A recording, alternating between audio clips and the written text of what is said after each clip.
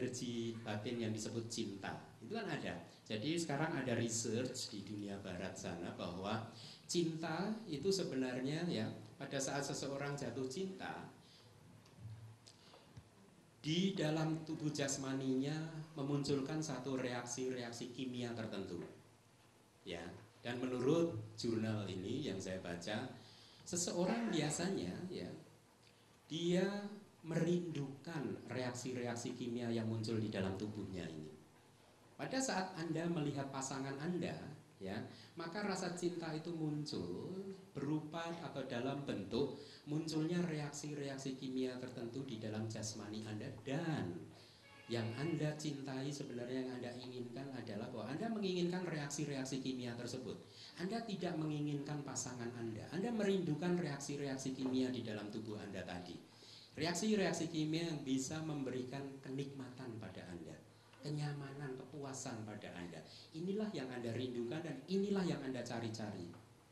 Tetapi seperti halnya reaksi kimia di dalam hal apapun ya, pada saat tubuh ini terkena infeksi ya, atau tubuh jasmani ini terkena reaksi-reaksi kimia yang tidak dikenalinya, yang aneh, biasanya tubuh jasmani ini mempunyai kekuatan untuk membangun imunnya sendiri, antibodinya sendiri ya, sehingga akhirnya untuk beberapa saat setelah mengalami reaksi kimia tadi, tubuh membangun antibodi dan akhirnya kebal.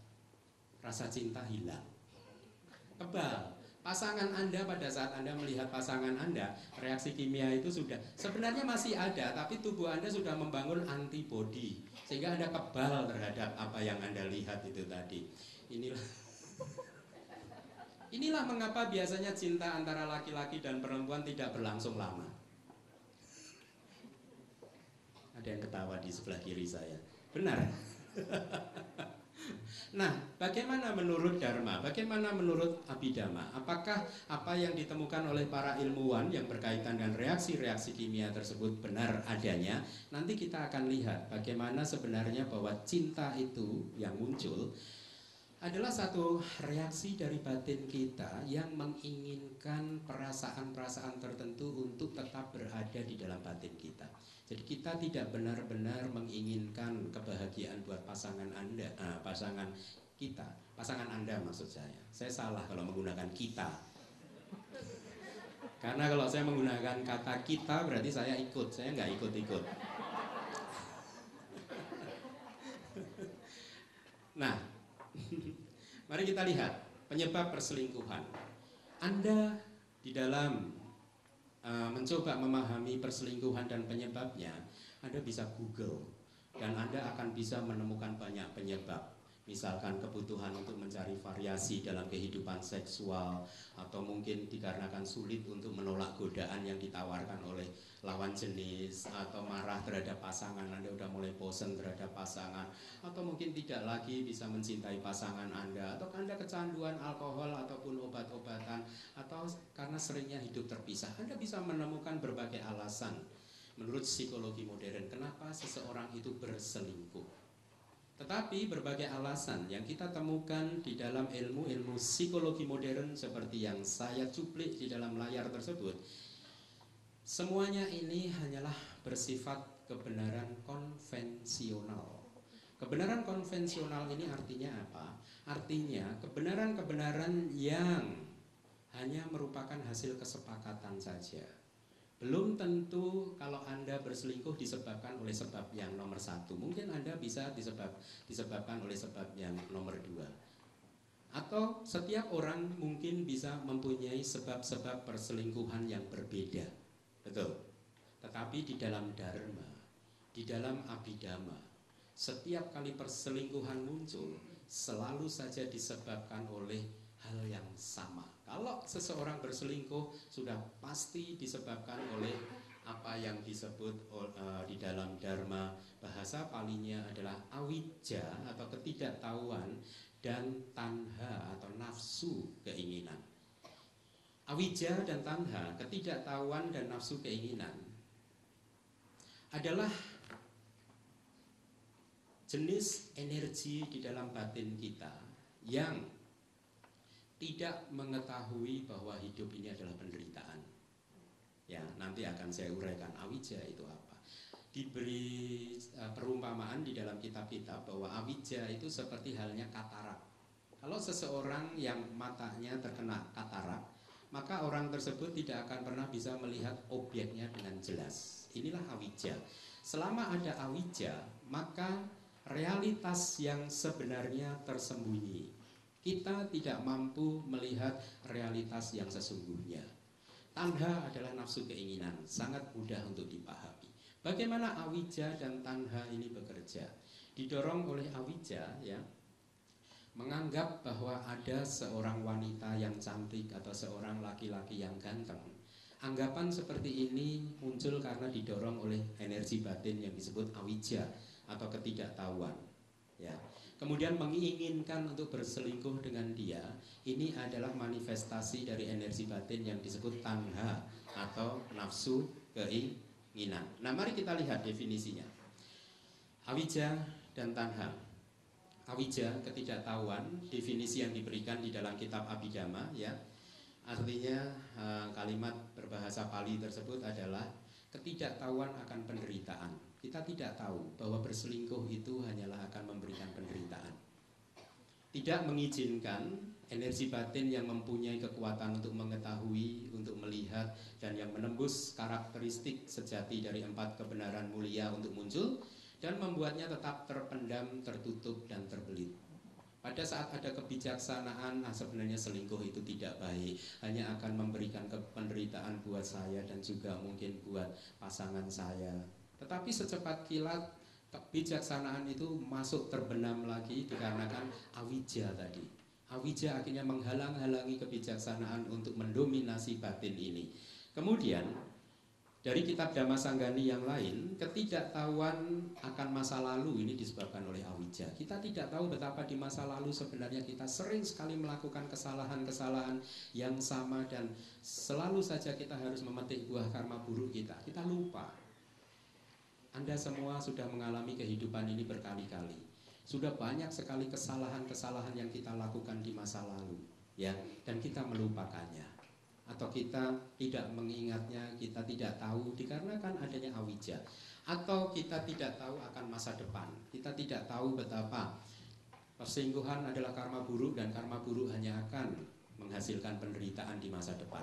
Atau kita tidak tahu dua-duanya, tidak tahu masa lalu, tidak tahu masa depan, beranggapan bahwa kehidupan ini hanyalah satu kali saja dan pantas untuk kita nikmati, kita rayakan, karena setelah kita meninggal dunia sudah tidak ada lagi kehidupan ini, ya. Atau juga kita tidak mengerti kondisi khusus dari kemunculan sesuatu. Kenapa nafsu-nafsu ini muncul? Nafsu Anda muncul karena ada sebabnya. Ketidaktahuan akan sebab yang menyebabkan nafsu itu muncul, inilah yang disebut di bagian ini. Ketidaktahuan akan kondisi khusus dan juga ketidaktahuan akan keadaan yang muncul dikarenakan oleh kondisi. Anda tidak tahu efek apa yang diciptakan oleh nafsu keinginan. Ketidaktahuan ini dikarenakan masih adanya awija, masih adanya ketidaktahuan di dalam arus kesadaran kita. Nah, mari kita lihat selanjutnya. Sifat alamiah, kita harus mampu merealisasi, ya, bahwa segala fenomena di dalam kehidupan ini adalah tanpa inti yang sejati, tanpa diri. Semuanya berlangsung sesuai dengan hukumnya masing-masing, berlangsung sesuai dengan hukum sebab akibat. Sifat alamiah dari anatta, anatta itu adalah tanpa diri, tanpa inti. Segala sesuatu di alam semesta ini, baik jasmani maupun batin Anda, itu bekerja atau muncul dan lenyap sesuai dengan hukumnya sendiri-sendiri tanpa Anda mampu untuk mengontrolnya. Inilah anatta. Disembunyikan oleh kepadatan dari fenomena. Kepadatan dari fenomena ini adalah seperti yang Anda lihat saat ini. Anda sedang melihat Bante Keminda, ya. Selama Anda tidak mampu mengurai kepadatan jasmani dan batin saya, maka persepsi Anda akan terus mengelabui kesadaran Anda dengan menganggap bahwa Bante Keminda itu adalah figur yang eksis, yang nyata, ya. Sebenarnya tidak ada yang disebut Bante Keminda, betul? Yang ada hanyalah panca skanda. Pancaskandalah yang nyata. Bante Keminda itu hanyalah bayangan saja, hanyalah khayalan kita saja, ilusi kita. Tidak ada yang disebut Bante Keminda. Kita semua ya hanyalah terdiri dari Pancaskanda. Inilah yang nyata. Ya. Nah, sifat anatta dari kita itu disembunyikan oleh kepadatan. Selama Anda masih belum mampu mengurai kepadatan fenomena ini, belum mampu Anda hancurkan sampai unsur-unsurnya yang terkecil, maka selama itu pula lah Anda masih meyakini adanya inti yang sejati, masih meyakini adanya aku. Dan pada saat ada aku, maka akan ada milikku. Inilah awal dari penderitaan. Karena pada saat ada aku, maka ada yang namanya istriku, suamiku, anakku. Kemelekatan-kemelekatan inilah yang selingkuhanku, yang akan memunculkan penderitaan. Bukan aku ya, bukan saya ya. Salah lagi saya. Konsekuensinya, pada saat Anda memahami ada inti yang sejati di dalam arus kesadaran Anda, ada aku di dalam kesadaran atau dalam jasmani dan batin Anda, maka akan memunculkan apa yang disebut perilaku batin yang menganggap atau properti atau kepunyaan si aku itu tadi. Sehingga pada saat perilaku batin yang seperti ini muncul, maka si aku ini tadi akan mengeluarkan segala usaha untuk mengamankan akunya ini tadi. Perselingkuhan muncul karena Anda merasa terancam. Anda merasa bahwa kebahagiaan sudah tidak muncul lagi. Reaksi-reaksi kimia yang muncul pada masa Anda berpacaran sudah tidak muncul lagi. Dan persepsi Anda dikelabui lagi bahwa kalau reaksi kimia ini tidak muncul, maka kehidupan saya tidak akan bahagia. Ini adalah sebenarnya pengelabuan dari persepsi kita. Nanti kita akan bahas. Nah, kita harus mampu mengurai atau memecah kepadatan fenomena dari segala sesuatu, supaya persepsi kita, pemahaman kita tentang adanya aku ini lenyap, hancur.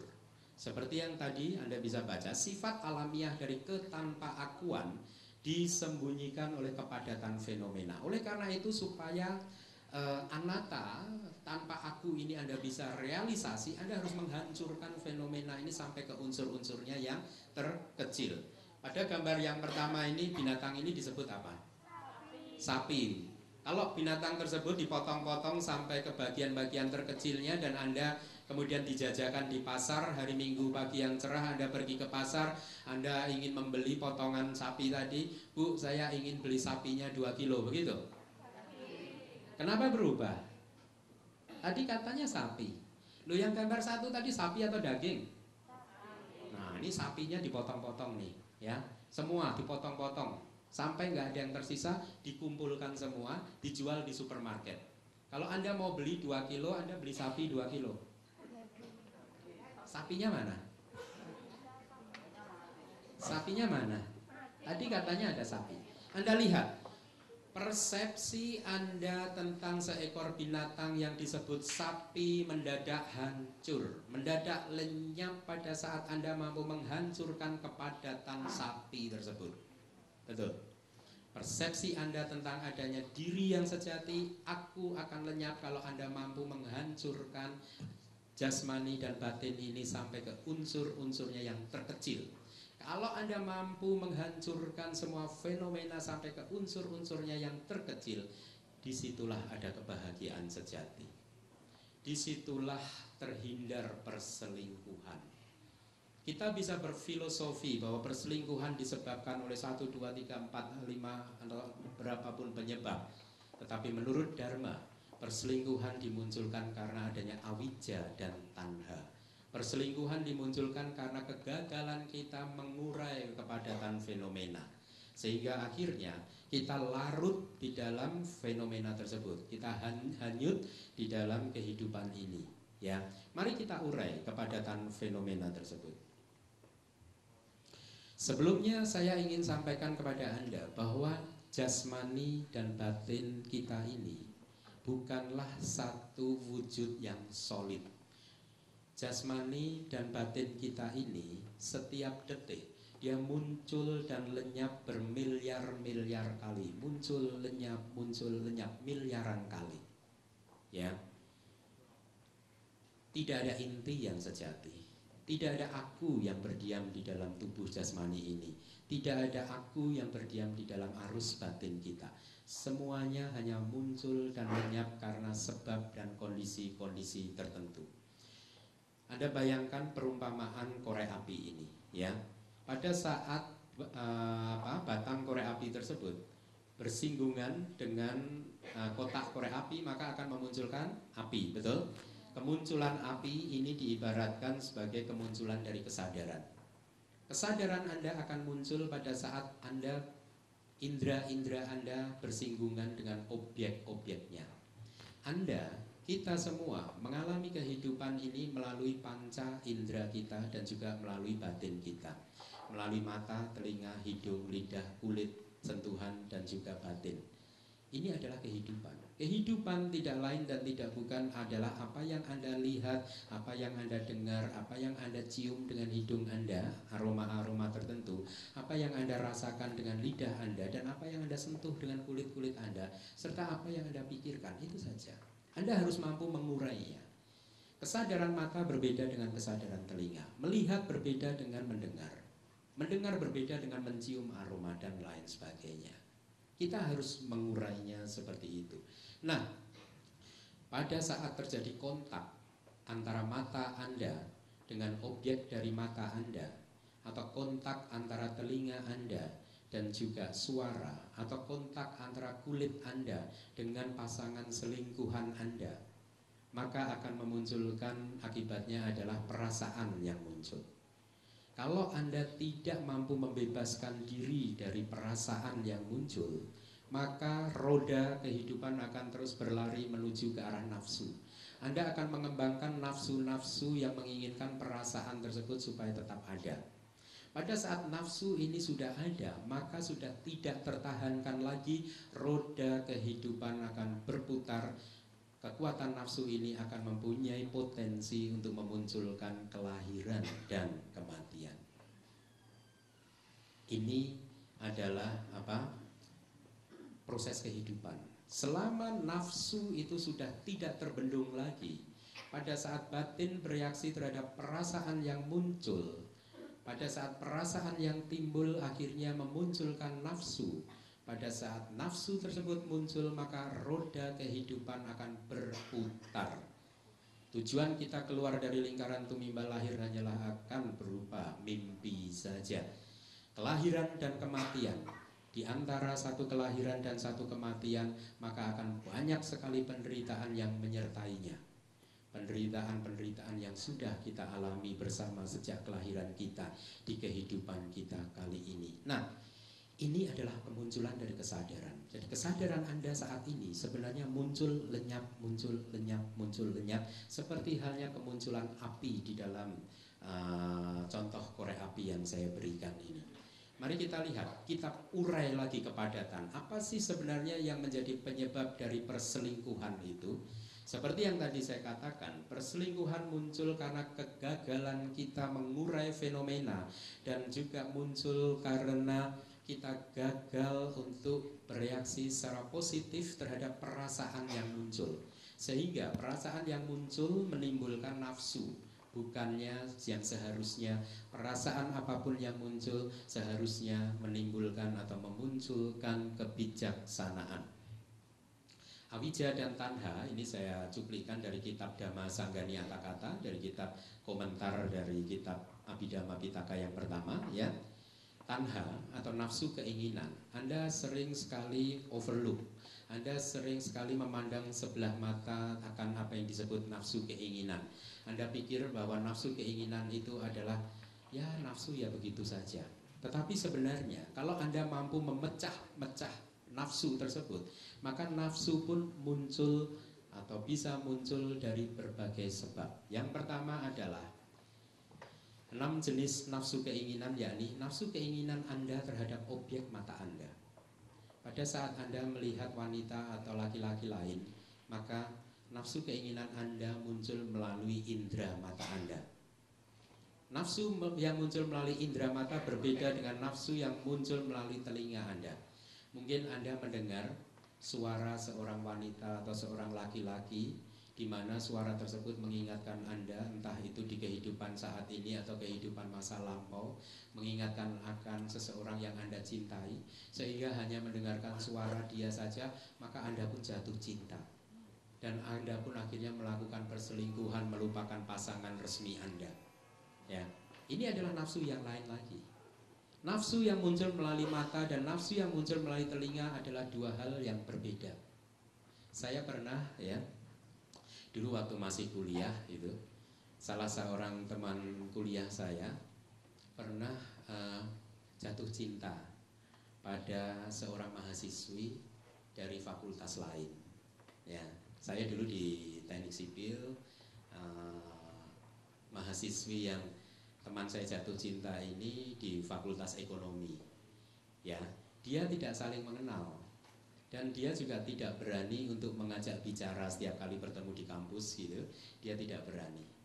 Jadi selamanya dia hanya mengagumi saja dari jarak jauh. Setiap kali wanita tersebut muncul, maka nafsu melalui indera matanya timbul.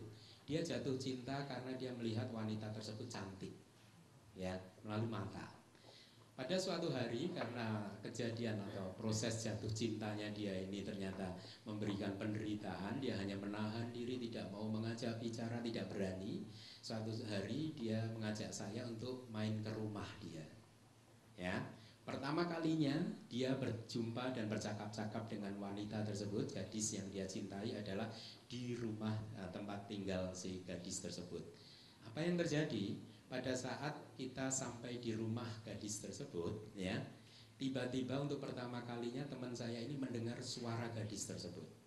Ya, pada saat dia bertanya pada teman saya ini, kelihatannya gadis tersebut juga sudah tahu kalau teman saya ini jatuh cinta pada dia, dan kelihatannya dia juga ada rasa terhadap teman saya. Dan dia pun akhirnya tanya kepada teman saya. Dia tanya, kamu angkatan berapa? Gitu.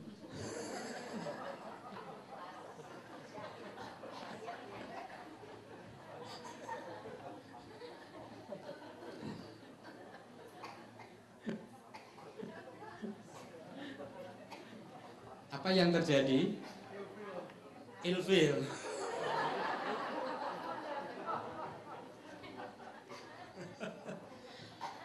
Rasa cinta yang muncul berbulan-bulan membuat dia tidak bisa tidur, tidak enak makan, ya. Tiba-tiba lenyap hanya gara-gara telinga dia mendengar sesuatu yang tidak mengenakan. Apa yang terjadi benar-benar terjadi. Sepulang dari tempat akhirnya dia memutuskan tidak lama-lama lagi berkunjung ke tempat dia. Setelah itu pulang dan dia mengatakan, saya finish. Nggak jadi. Ya. Saya waktu itu sempat berpikir, ini aneh ini. Apa salahnya dengan suara besar seperti itu? Anak itu anak yang baik, kuliah juga prestasinya bagus, ya. Anda lihat, nafsu yang muncul melalui mata dan nafsu yang muncul melalui telinga adalah dua hal yang berbeda. Anda harus mampu menghancurkan keutuhan dari segala fenomena ini. Betul tidak? Nanti ada lagi nafsu yang muncul melalui hidung. Ini juga terjadi. Ya, terjadi. Udah jatuh cinta, udah ketemu laki-laki ganteng, ya, ideal, ya. Begitu naik satu mobil bau badannya nggak enak. Dan selesai, cerita selesai, game over. Anda lihat, apa salahnya dengan bau badan?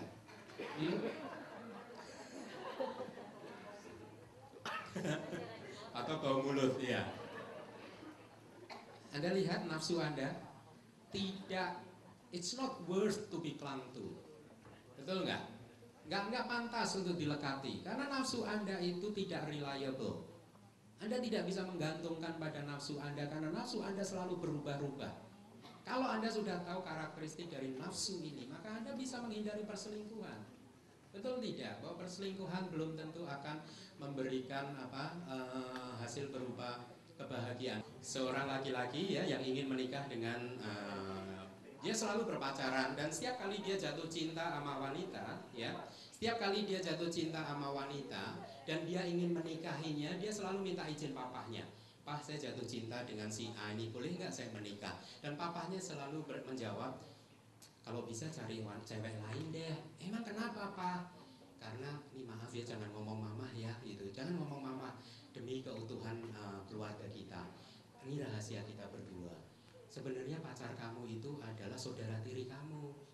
Waduh, betul lagi. Ya udah, karena saudara tiri kan papanya selingkuh ya.